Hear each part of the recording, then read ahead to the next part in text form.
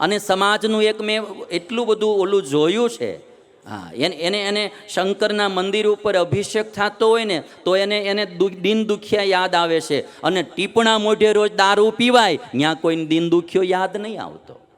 તમે આમ જોજો, સમાજમાં વિકૃતિ ફેલાવનારા કેટલા પિક્ચરો, કેટલી એવી સિરિયલો જે સમાજમાં વિકૃતિ જ ફેલાવે છે. તો માણસો ત્યાં જોવા, એનું કોઈને ઓબ્જેક્શન જ નથી. સારા કાર્યો થાય તો ત્યાં માણસને ઓબ્જેક્શન છે.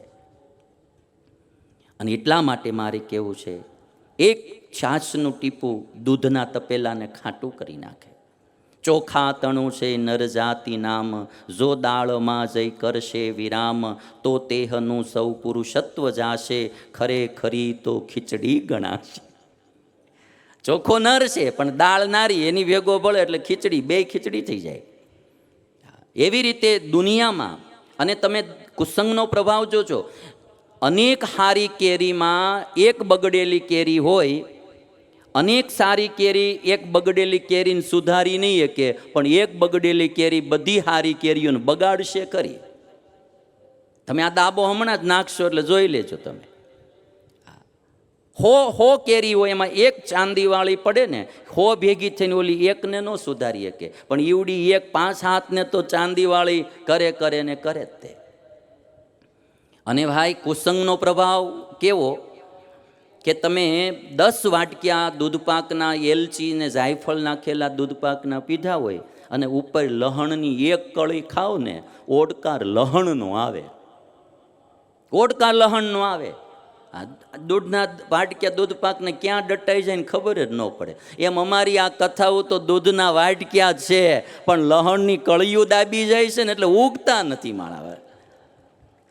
અને હું તો એવું નહીં કહું ઉગતા નથી, આ કથાથી હજારો માણસોના જીવન બદલ્યા છે, એનો મને અનુભવ પણ છે. નાસ્તિક માણસો આસ્તિક થયા છે, વ્યસનીઓ નિર્વ્યસની થયા છે, ઘરમાં હંપ થયા છે, અબોલાઓ બોલતા થયા છે, અને ભાઈઓમાં નોખા થયેલા એ પ્રેમથી રહેતા થયા છે. મેં આ સદ્ધામ જે સુરતમાં બનાવ્યું ને, એનું નિર્માણ એટલા માટે, આ વડીલ તો મોટા થાય પછી સુધારું માથાકૂટ, એટલે નાના બાળકોને સંસ્કાર સાથેનું શિક્ષણ.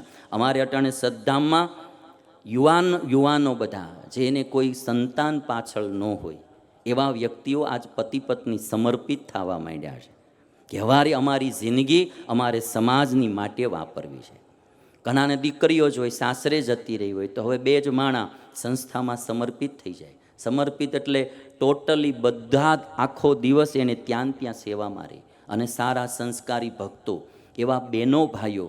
સંસ્કાર અમે સદ્ધામમાં એવું નિર્માણ કર્યું છે કે છોકરો 24 કલાક સંતો અને ભક્તોની નિશ્રામાં રહે, એનામાં રહેલી સુષુપ્ત બધી શક્તિઓ ખીલવવી, એનામાં સંસ્કાર એવા ડેવલપ કરવા કે એ બાળક એમાંથી ભણીને બહારું નીકળે એટલે પોતે પણ સુખી થાય, એના પરિવારને સુખી કરે, સમાજને સુખી કરે, અને રાષ્ટ્રનું પણ નામ રોશન કરે. મારું સ્વપ્ન છે, મારે બને એટલા એ બાળકો એવા તૈયાર કરવા છે. અને બાળકમાં શક્તિઓ છે, એને ઉજાગર કરનારા કોક જોઈએ. મને મારી જ ખબર પડે કે હું પૂર્વાશ્રમમાં જ્યારે હતો ત્યારે હું કશું કોઈની હારે બોલી બી ન શકતો. પરિવારના સભ્ય હારે બોલવું હોય તો મને શરમ બહુ આવતી. હું તમને હાવ સાચી વાત કરું ને, એક ભાભી આવેલી ને, 2 ભાભીઓ, તે હું જાણે કે મહેમાન હોય ને એમ ઘરમાં રહેતો, એની હારે ન બોલી શકું, એટલી શરમ મને આવે. અને અટાણે માળું ભગવાને મને એવું કરી દીધું ને, ગુજરાતમાં ગમે ત્યાં જાઉં ને મને બધું ઘરનું જ લાગેલું. હાલો ભાઈ, આ મોરબીમાં આવ્યા હતા, આપણે એમ ન લાગે પારકા ઘરે બેઠા છે એવું લાગે. શક્તિઓ અમુક ભગવાન ઉજાગર કરે, એનામાં હોય, પણ કોક જાગૃત કરનારો જોઈએ. સદ્ધામમાં બાળકો આ વર્ષે 5 તારીખેથી શરૂ થાય. બાળકોને મારું તો એવું કહેવું છે કે ડૉક્ટર બને ને તો હજારો માણસને સુખી કરે એવો ડૉક્ટર બનવો જોઈએ. શિક્ષક બને તો એવો શિક્ષક બને કે હજારો નવા વિદ્યાર્થીઓના જીવન ઉજાગર કરે. કોઈ રાજનેતા બને તો એવો બને, ન અનકરપ્ટેડ, અને દેશની માટે સારા કાર્ય કરે. માણસમાં શક્તિ છે, એને ઉજાગર કરવી. મારા વાલા ભક્તો માટે ક્યારેય કુસંગ ન કરવો, એટલી મારે વાત કહેવી. હવે રામને વનવાસ મળ્યો, રામને ખબર પડી કે મને વનવાસ મળ્યો છે. રામાયણમાં એવું લખ્યું કે રામને સેજ પણ દુઃખ નથી થયું. એક વાત મારે એ કહેવી છે આમાંથી કે જીવન છે ગમે ત્યારે ગમે તે ઘટના ઘટી શકે. માણસે જિંદગીમાં મોજમાં રહેતા શીખવું પડે. રામચંદ્ર ભગવાનને ખબર પડી કે આવતીકાલે મારે, આમાં એવું કહેવાય ને કે દીક્ષા લેવાની હોય ને મારે, તો જે દિવસે દીક્ષા લેવાની હોય ને આગલે દિવસે ઉપવાસ કરવો પડે. રાજાને રાજગાદીએ બેસાડે તો આગલા દિવસે એને ઉપવાસ કરવાનો હોય. સીતારામે ઉપવાસ કર્યો હતો, આવતીકાલે ગાદીએ બેસવાનું હતું, અને એ જ રાત્રે બાજી પલટી અને 14 વર્ષ વનમાં જવાનું થયું. ગાદી તો ગઈ, વનમાં જવાનું થયું, પણ રામના જીવનમાં સેજ પણ દુઃખ નથી થયું. હરખ ભરે રામ વનમાં જવા તૈયાર થયા. લક્ષ્મણે કહી દીધું હતું, ભાઈ બાપુજી કઈની વાતમાં આવીને આપણે અરે અન્યાય કરી રહ્યા છે. તમારા ભાગની ગાદી એ બીજાને આપી રહ્યા, તમે ગાદીએ બેસી જાઓ, બાકીનું બધું હું સંભાળી લઈશ. રામ કહેશે કે ના, પિતાના વચન પાળવા આપણે વનમાં જવું છે. અને રામને સેજ પણ દુઃખ ન થયું.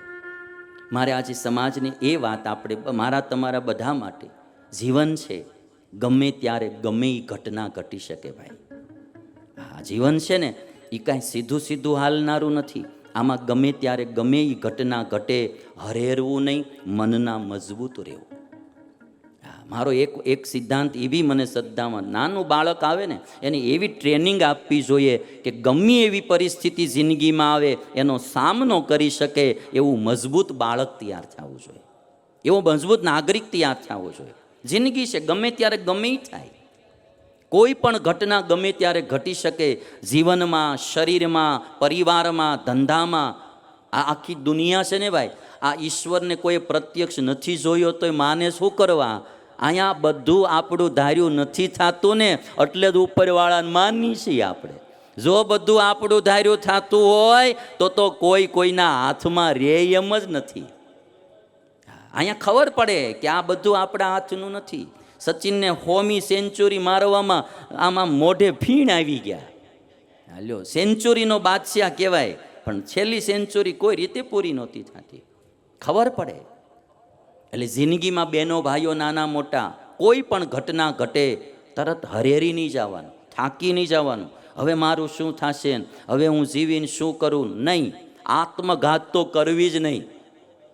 હું વારે વારે કહું છું, તમે બહુ કંટાળી ગયા હો ને જિંદગીમાં, ભારત દેશમાં હજારો આશ્રમો છે, કોઈ આશ્રમમાં રહીને સેવામાં લાગી જવું, ભજનમાં લાગી જવું, પણ મરવું નહીં. આત્મઘાત તો કરવાની જ નહીં. માણસે દુઃખમાં પણ સારી સમજણ દ્વારા દુઃખને પાર કરતા શીખવું. અને જિંદગીમાં મોજ માટે, આનંદ માટે સમજણ જ મેઇન છે.